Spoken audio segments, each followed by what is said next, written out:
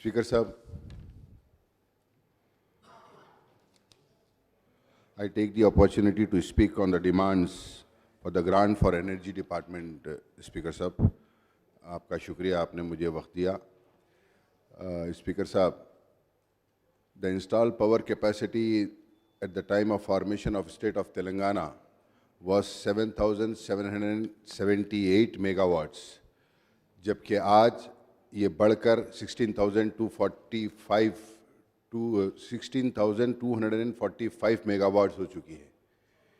ये हुकूमत की कारकर्दगी बताती है कि the then transmission capacity was 13,000 megawatt and whereas now it reached to 37,000 megawatt. Speaker Sahab, then per capita power consumption was 1,110 units, whereas it is increased now to 2,701 units. Telangana per capita consumption, हमारे पूरे देश का जो per capita income है, per capita consumption है electricity का, उसका वो है सिर्फ 1208 यूनिट्स. और आज हमारा पर कैपिटा यूनिट है 2071. तो ये काफ़ी 27 की बात है कि इतनी इलेक्ट्रिसिटी जनरेट हुई है. Then maximum peak demand of united AP का मैक्सिमम पीक डिमांड जब होता था 13,162 मेगावाट्स, और आज हमारा मैक्सिमम डिमांड यूनिट्स है 3,468 megawatts. Due to 24 hours power supply, there is a record increase in the area under cultivation. Power का इतना ज़्यादा पावर जनरेट करने से, इतना ज़्यादा पावर देने की वजह से जो आज ज़राअत के अंदर भी सबसे ज़्यादा जो ईजाद हो रही है, उसका पूरा सहरा ये पावर के ऊपर जो हुकूमत ने काम किया है, पावर सेक्टर के ऊपर जो हुकूमत ने काम किया है उसके तहत जाता है, और इरिगेशन डिपार्टमेंट के लिए जो काम किया है उसके तहत जाता है. स्पीकर साहब, साथ ही साथ पावर के ऊपर जो हुकूमत ने काम किया है वो काबिल सताइश है, लेकिन मैं आपके ज़रिए हुकूमत की नॉलेज में ये बात लाना चाहूँगा कि गुज़िश्ता 2014 में जिस वक्त तेलंगाना बनाया गया, उसके बाद पुराने शहर के अंदर, पुराने शहर साउथ सर्कल के अंदर कोई डिवीज़न का, कोई सब डिवीज़न का, कोई सेक्शन का कहीं पर इजाफा नहीं किया गया, जिसकी तरफ से कोई 2 साल से कोई मेंटेनेंस का, कई सालों से कोई मेंटेनेंस का काम नहीं किया गया. इलेक्ट्रिसिटी डिपार्टमेंट को हम जब भी नुमाइंदगी करते हैं तो सिर्फ बजट का प्रॉब्लम बताते हैं. एबी केबल्स की अदम मौजूदगी, एबी केबल्स मौजूद नहीं हैं, 11 kVA के केबल मौजूद नहीं है, 70 स्क्वायर mm के केबल मौजूद नहीं हैं, ट्रांसफार्मर्स आए दिन ट्रिप होते जा रहे हैं. मेंटेनेंस के लिए सबसे ज़्यादा प्रॉब्लम, लाइट का, इलेक्ट्रिसिटी का कोई प्रॉब्लम नहीं है, डिपार्टमेंट की तरफ से मेंटेनेंस की जो तकलीफ हो रही है, मेंटेनेंस की प्रॉब्लम की तरफ से आवाम 3-3, 4-4 घंटे, हालांकि कोई पावर कट नहीं है, सिर्फ मेंटेनेंस की तरफ से पावर चले जा रहा है. क्या बोले तो मेंटेनेंस का मटेरियल नहीं है. इसके ऊपर ज़रूरत इस बात की है कि मेंटेनेंस के लिए बजट अलाकेट किया जाए. उनको बोले मेंटेनेंस के लिए, भाई वो चले गए, बोले तो अब वहां पर ऑफिस के अंदर उन लोग को ही नहीं मालूम कि वो केबल जल गया, आकर देखते 1 घंटे के बाद तो देखते ट्रांसफार्मर बस्ट होने के बाद, उसके बाद ट्रांसफार्मर शिफ्ट करने के लिए अलग टाइम लगाते हैं. अगर कोई केबल जल गया तो आकर देखते हैं कि ये केबल जल गया, फिर उसके बाद केबल नहीं है, केबल के लिए और 1-2 घंटे लगाते हैं. वहां का केबल डालने की जगह वहां का वही वो पैचेस कर रहे हैं, तो हर थोड़े दिन को वो प्रॉब्लम फेस करना पड़ रहा है. तो मेरी आपसे गुजारिश है कि आप ये कहिए कि ख़ास तौर के ऊपर इलेक्ट्रिसिटी डिपार्टमेंट को साउथ सर्कल के लिए प्रॉपर बजट अलोकेट किया जाए फॉर मेंटेनेंस के लिए. अब गुज़िश्ता ही में कोई ऐसा दिन नहीं है जहां पर कोई दिन ट्रांसफार्मर बस्ट नहीं होता. हर दिन कहीं ना कहीं ट्रांसफार्मर बस्ट होता है, और जब भी ट्रांसफार्मर बस्ट होता है तो ट्रांसफार्मर पूरे का पूरा 8 से 9 घंटे, 10 घंटे, 12 घंटे निकल जाते हैं कि ट्रांसफार्मर दूसरा लेकर आकर लगाया जाए और पावर को रेस्टोर किया जाए. परसों गुलशन इकबाल कॉलोनी में भी 3 रोज पहले ही ट्रांसफार्मर बस्ट हुआ, पूरा दिन लोगों को जो है सो बगैर लाइट के गुजारना पड़ा. तो मेरी आपसे यही कहना है कि मेंटेनेंस काम के वास्ते हमको बहुत ज़्यादा तकलीफ हो रही है, उसकी वजह से लो वोल्टेज पैदा हो रहा है और ओवरलोड ट्रांसफार्मर्स होने की वजह से फ्यूज उड़ता चला जा रहा है। और फ्यूज उड़ने के बावजूद फ्यूज उड़ते ही डिपार्टमेंट को कोई पता नहीं, अगर से अवाम ये समझती है कि भाई कुछ काम हो रहा है, आ जाएगी लाइट, आधे घंटे में आ जाएगी, 1 घंटे में आ जाएगी। जब अवाम बेजार होकर कंप्लेन करने जाते हैं तो एफएसी के ऊपर कोई वर्कर मौजूद नहीं होता। वर्कर मौजूद होता है तो उनको इत्तला नहीं होती। जब कंप्लेन दी जाती है तो उसके 1 घंटे 2 घंटे के बाद आकर काम किया जाता है। तो इस तरीके से अवाम को हरासानी हो रही है। मैं आपके जरिए हुकूमत के सामने ये लाने की वजह यह है कि हुकूमत पावर के ऊपर इतनी संजीदा है, इतना काम कर कर इतना पावर जनरेशन हो रहा है, उसके बावजूद भी हमको अवाम को मेंटेनेंस की वजह से ये तकलीफ हो रही है। और मैं साथ ही साथ आपके सामने ये भी लाना चाहूँगा कि ओवरलोड होने की वजह से हमारे पास जो ट्रांसफार्मर ख़त्म बस्ट हो रहे हैं, ट्रांसफार्मर्स के अंदर ओवरलोड होने से ट्रांसफार्मर्स शटडाउन हो जा रहे हैं। हमने कई वक्त नुमाइंदगी की है, पुराने शहर के अंदर बारीक बारीक गलियां हैं, वहाँ पर तकरीबन जगह पर 100 kVA ट्रांसफार्मर लगाया गया। अगर हम कहते हैं कि ये ट्रांसफार्मर ओवरलोड हो गया, हर थोड़े दिन को ये बस्ट हो रहा है, तो वो कहते हैं कि एक और 100 kVA का लगाएंगे, जगह बताइए। अरे भाई जगह नहीं है यहाँ पर, इसी को अपग्रेड करिए, 315 kVA में करिए। 315 का ओवरलोड हो रहा तो 500 kVA में करिए। तो अपग्रेडेशन का काम नहीं किया जा रहा है। तो मैं आपके जरिए हुकूमत को ये बताना चाहूँगा कि जहाँ जहाँ पर भी जो भी ट्रांसफार्मर्स ओवरलोड हो रहे हैं, जिसकी वजह से वो आए दिन ट्रिप हो रहे हैं या ब्लास्ट हो रहे हैं, तो मैं हुकूमत से ये मुतालबा करूँगा कि हमारे इन साउथ सर्कल के अंदर तमाम इलाकों के अंदर जो भी ट्रांसफार्मर्स ओवरलोड हैं उनको इन्हांस किया जाए 315 और 500 kVA के अंदर। ओल्ड सिटी के अंदर, पुराने शहर के अंदर बारीक बारीक गलियां होने की वजह से ये प्रॉब्लम हो रहा है। और इसके साथ ही साथ मैं आपसे ये भी कहूँगा, रीसेंट फ्लड्स के अंदर कई जो बारिश हुई थी, ज़मीन के अंदर बारिश जाने की वजह से खंबे अपनी जगह से हल चुके हैं। खंबे हलने की वजह से वैरा नीचे आ गए। तो ये तमाम चीज़, ये छोटी छोटी चीज़ आपके सामने बताने की वजह यह है कि मेंटेनेंस का फुकदान है, मेंटेनेंस का काम बराबर नहीं हो रहा है। साउथ सर्कल के लिए बराबर बजट नहीं दिया जा रहा है। साउथ सर्कल को बजट देने की ज़रूरत है। आज तकरीबन एरिया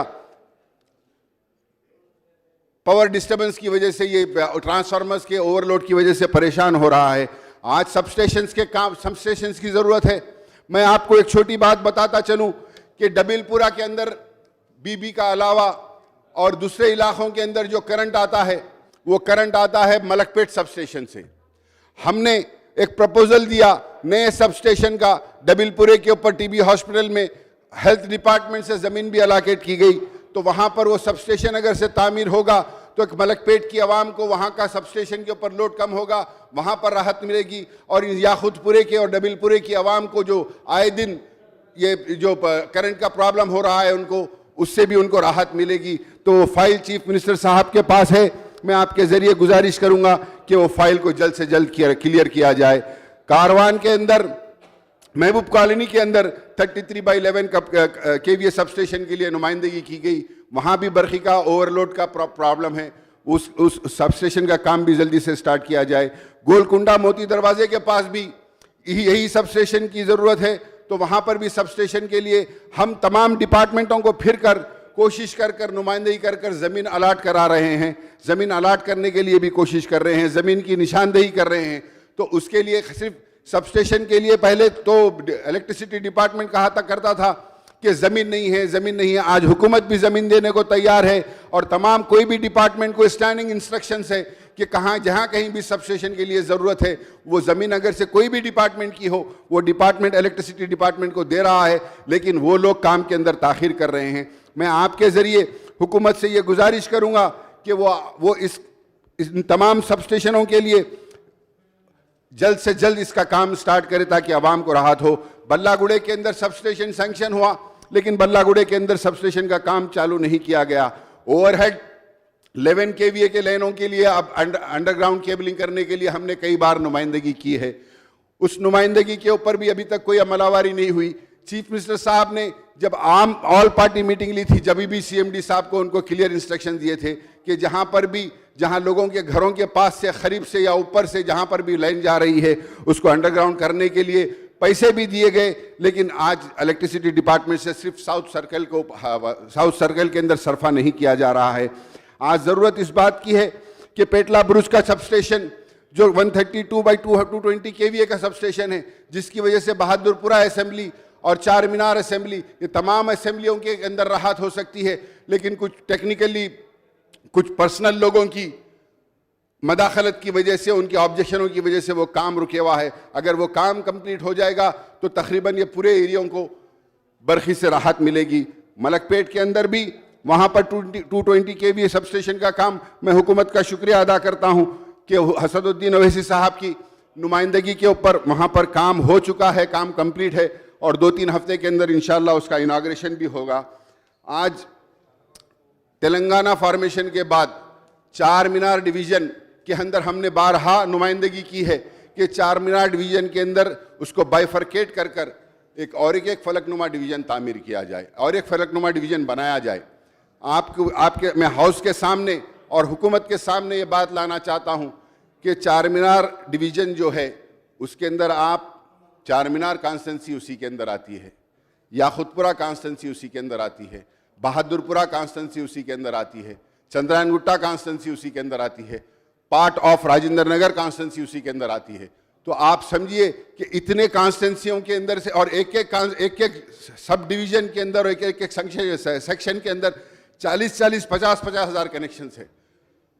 और जब भी यहाँ से डिपार्टमेंट की तरफ से भी हायर ऑफिशियल के पास ये नुमाइंदगी गई तो डायरेक्टर साहब का कहना यह है कि आपके एरिया में लॉसेस बहुत है, इसीलिए वो काम नहीं कर रहे हैं। ये पार्शलिटी को ख़त्म करने की ज़रूरत है। मैं ये चाहता हूँ, ये इस अंदाज में क्यों सोचते हैं कि वहाँ पर लॉसेस ज़्यादा है इसलिए हम ये डिवीज़न को बाइफरकेट कर कर और वहाँ पर नहीं करेंगे। ऐसा क्यों नहीं सोचते कि डिवीज़न बाइफरकेशन करने के बाद, काम डिवाइड होने के बाद लॉसेस भी कम होंगे वहाँ पर। इस अंदाज में, पॉजिटिव अंदाज में क्यों नहीं सोचते ये ऑफिसर्स। मेरी आपसे यही गुजारिश है कि आप हुकूमत के ज़रिए, हम यही चाहते हैं कि वहाँ पर चार मीनार डिवीज़न के अंदर ज़रूरी है कि वहाँ पर एक अलहदा डिवीज़न बनाया जाए ताकि ये जो इतने कॉन्स्टेंसियों को और इतने कनेक्शंस वहाँ पर होने की वजह से ये जो तकलीफ़ हो रही है वो तकलीफ़ की यकसुई की जाए। और इसके साथ ही साथ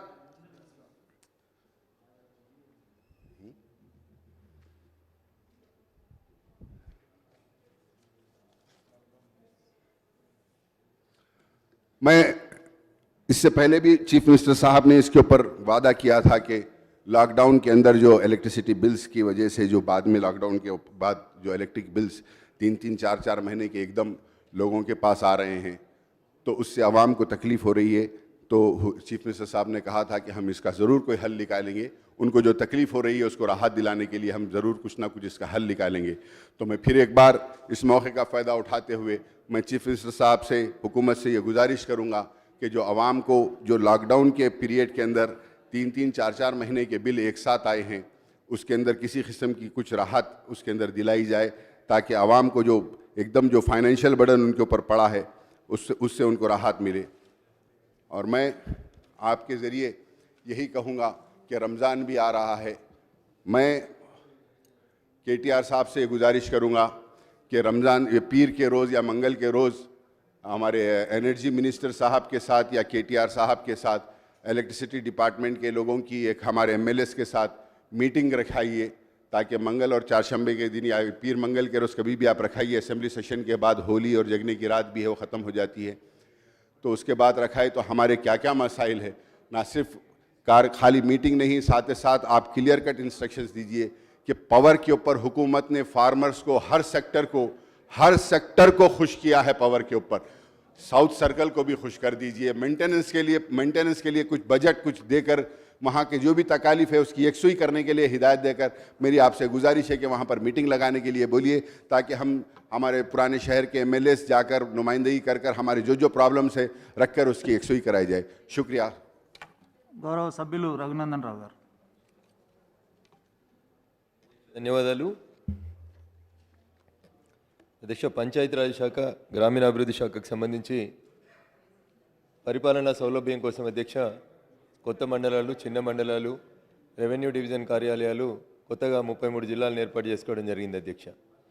ఏర్పాటు చేసినటువంటి అనేక కొత్త మండల కార్యాలయాలకి గత 3-4 సంవత్సరాలుగా ఏర్పాటైనటువంటి కొత్త మండలాలు ఈరోజు వరకు అద్దె భవనాల లోపల అరకొర వసతుల లోపల ఇబ్బందులను ఎదుర్కొంటా ఉన్నాయి అధ్యక్ష. తమరి ద్వారా నేను పంచాయతీరాజ్ గ్రామీణాభివృద్ధి శాఖ